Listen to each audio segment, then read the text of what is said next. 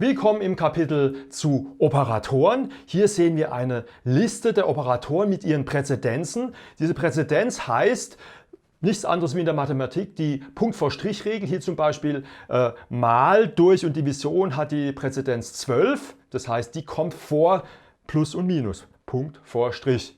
Ja, das heißt, wenn wir im Programm irgendwelche Ausdrücke dieser Art haben, ja, dann, also ohne Klammer hätten, dann wären die eben in dieser Art zu lesen. Ja. Und diese einzelnen Operatoren aus dieser Tabelle werden wir jetzt im Folgenden genauer anschauen. Und wir fangen eben an mit einem Operator, dem Inkrementoperator. Wir haben jetzt hier eine Zahl int c zum Beispiel gleich 1 und wir können eben c erhöhen. Diese Operation erhöht c um 1. Ja, das ist eben zu lesen wie c gleich c plus 1. Wenn ich das ausgebe, dann sehe ich sehr schön, in der Tat hat sich jetzt aus 1 eine 2 ergeben. Ja.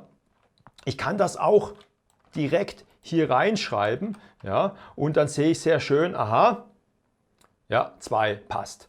Das ist der Prä-Inkrement-Operator plus c. Ja, wenn ich das hinten dran schreibe, dann ist das der Post-Inkrement-Operator. Das heißt, wir werten erst c aus, c ist 1 und danach erhöhen wir es. Das heißt, wir sehen hier den Wert 1. Allerdings, wenn ich danach c ausgebe, dann hat c den Wert 2. Ja, so, genau.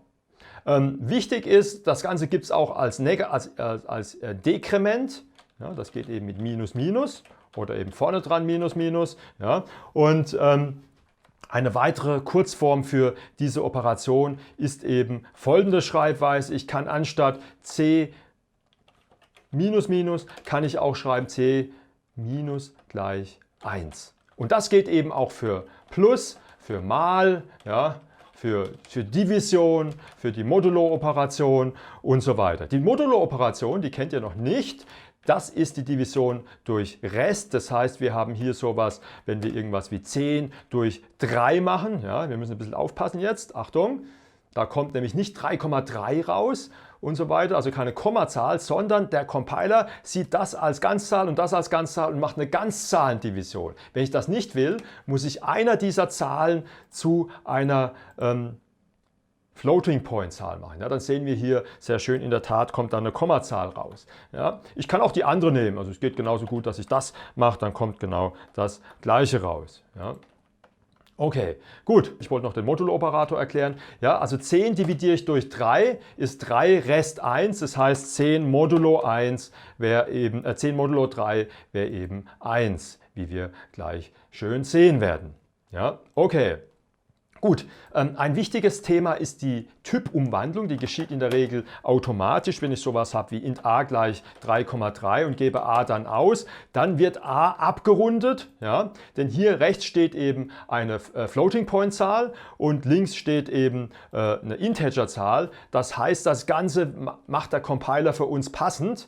Der macht nämlich hier nichts anderes wie int von 3,3. Das ist der Typecast-Operator. Hier kann ich auch andere Typen reinschreiben. Da kann ich Double reinschreiben, ja, oder eben die anderen Typen, die wir kennengelernt haben. Das geht aber nur begrenzt. Bestimmte Typen lassen sich nicht umwandeln, aber wir können durchaus sowas machen wie int und das zum Beispiel jetzt hier einer Doublezahl zuweisen. Und wenn wir das uns anschauen, dann sehen wir, dass dann eben hier 3 rauskommt. Diese 3 ist aber eine Floating-Point-Zahl. Das sehen wir sofort, wenn ich hier a plus gleich 0,001 und wenn ich das jetzt starte, sehen wir sehr schön, dass es in der Tat eine Floating-Point-Zahl ist. Das waren die Typecast-Operatoren. Etwas aufpassen in C. In C sieht das Ganze anders aus. In C müssen wir das so schreiben.